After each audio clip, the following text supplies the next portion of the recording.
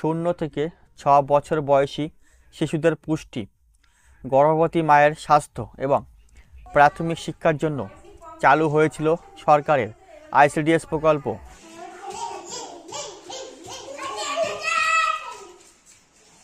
উত্তর 24 পরগনায় রয়েছে প্রায় 10,368টি অঙ্গনওয়াড়ি কেন্দ্র, কিন্তু সব কেন্দ্র কি সঠিকভাবে চলছে? বসিরহাট ব্লকের শাকচুরা বাগুন্ডি গ্রাম পঞ্চায়েতের অধীনে কাথরি গ্রামে আইসিডিএস সেন্টার চলছে প্রাইমারি স্কুলের ভিতরে, কারণ এই এলাকার নিজস্ব সেন্টার তৈরি হয়েছিল প্রায় 12 বছর আগে।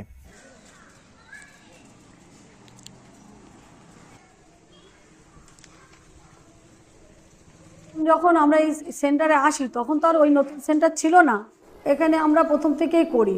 আর ওখানে যে সেন্টারটা তৈরি হলো আমরা কেউ জানি না, পরে জানলাম যে ওটা আইসিডিএস সেন্টার। জানার পরে আমরা একটু আপত্তি করেছি যে ওখানে আমরা যাব না, কারণ একেবারে রাস্তার উপরেই আর পাশেই ট্রান্সফরমার, কারণ ছোটো ছোটো বাচ্চাদের নিয়ে আমাদের কাজ করতে হয়, এটা খুব রিস্কের ব্যাপার। মানে জল নেই, কল নেই, কোনো কিছু ব্যবস্থা নেই। অন্যদিকে শাকচুরা মাঠপাড়া সেন্টার শুধুমাত্র সহায়িকা আছেন। সব থেকে বড় প্রবলেম হলো টিচার নেই। সপ্তাহে 3 দিন অন্য স্কুলের টিচার এখানে আসেন, তিনি এখানকার পার্মানেন্ট না, আর বাকি 3 দিনগুলো এখানে সহায়িকা আছে তিনি এখানকার পড়ায়। তো যে রান্নাও করছে সে পড়াচ্ছেও, কিভাবে পড়াবে? তারও তো একটা নির্দিষ্ট একটা কাজ থাকে, সেটা কিভাবে করবে? আমি এসে এই বাচ্চা বসিয়ে দিয়ে আমি রান্নাটা চাপিয়ে নিই, চাপিয়ে সবজিটা কেটে ওর মধ্যে দিয়ে ঢাকা দিয়ে এখানে চলে আসি। এসে আমি বাইরের গেটটাও আমি তালা দিয়ে লাগিয়ে দিই সব বাচ্চা চলে আসার পরে। তারপর ওদের পড়াই, আর একটু একটু করে উঠে গিয়ে আমি মানে সামলাই রান্নার দিকে। তারপরে খিচুড়ি হয়ে গেলি ওদের বলি এখানে বসবি, যতক্ষণ আমি খিচুড়ি না দিয়ে কোটোয় ডাকবো ততক্ষণ কেউ যাবি না। গরম খিচুড়ি থাকে, একা একা স্কুল থেকে রান্নাঘরের ওই মুখেই যেতে দেয়নি যতক্ষণ খিচুড়ি দেওয়া না হয়।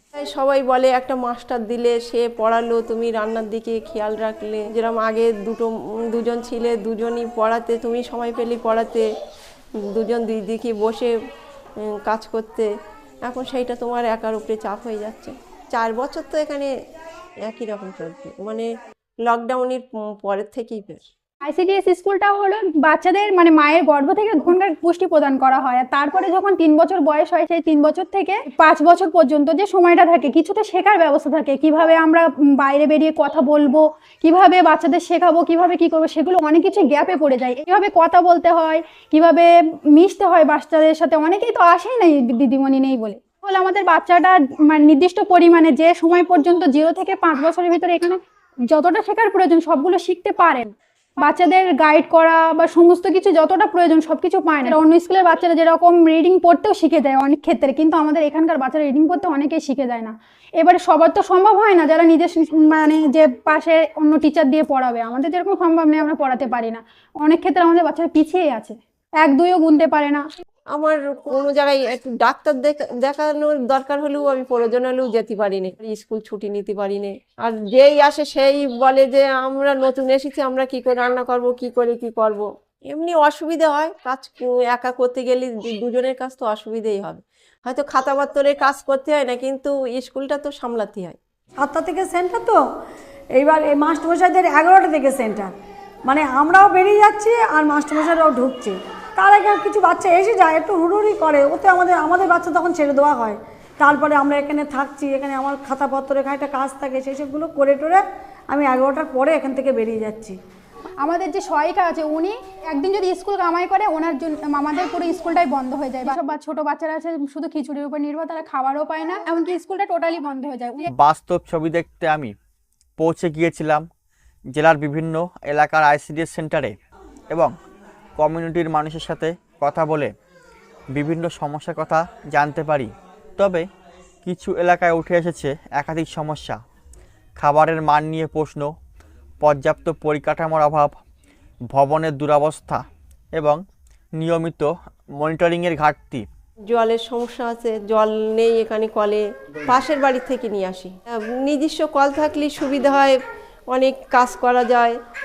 একজনের বাড়িতে গেলেও তো একটু দাঁড়িয়ে থাকতে হবে, কোনো যদি কাজ করে তাদের কলে, পাশের বাড়ি থেকে নিলে খুব সমস্যা হয়, তাও ওনারা কিছু বলেন না, জল দেয়। নিজস্ব কল, ওই স্কুলের কল থাকলে আমার তাড়াতাড়ি করে আমি কাজগুলো করতে পারি। তারপরে স্কুলে এমনি এই বাথরুমে জল লাগে, তারপরে রান্নার জল লাগে, এই বিল্ডিং দুই এক সময় ধুয়ে পরিষ্কার করতে হয়, জল লাগে, সব তো পাশের বাড়ি থেকে নিয়ে সম্ভব না। নিজের খারাপ লাগে, তবু কিছু বলে না, স্কুলে বাচ্চাদের জল নেই, দেয়। একটা পাখা নেই, কারেন্ট নেই, এই বাচ্চারা বসতে পারে না স্কুলের মধ্যে। গরমের সময় বাচ্চাদের স্কুলে পাঠানো যায় না, অনেক সময় আমরা তো পাঠাই না গরমের প্রভাবে, পাঠালে শরীর খারাপ, ঘেমে নানান ধরনের প্রবলেম দেখা যায়। তারপরে সব জানলাগুলো ভেঙে গেছে, ছাদের অবস্থাও খুব খারাপ, রান্নাঘরে জল পড়ে।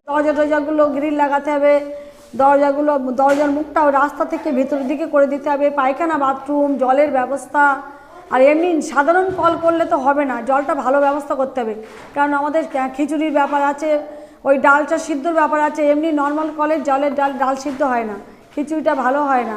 সুতরাং আমরা এখানে যেটা করি, ভালো জলেই রান্না করি, আর ওখানে গেলেও আমাদের সেই ভালো ব্যবস্থা হলে তাহলে আমরা যাব। এই সমস্যার সমাধানের জন্য স্থানীয়রা সিডিপিওর কাছে লিখিত আবেদন করেন। তারপর আমরা যাই সিডিপিও অফিসে এবং সমস্যার কথা জানাই সিডিপিওর সাথে, যাতে দ্রুত এই সমস্যার সমাধান হয়। আমি চাইছি এখানে একটা মাস্টার দিক, তারপরে কলটা সারাই হোক। আইসিডিএস সেন্টার শুধু একটি ঘর নয়, এটি ভবিষ্যৎ প্রজন্মের ভিত্তি। যদি এখানে এই ঘাটতি থাকে তাহলে ক্ষতিগ্রস্ত হবে একটি পুরো সমাজ। প্রশাসনের নজরদারি ও স্থানীয় সহযোগিতায় বদল সম্ভব।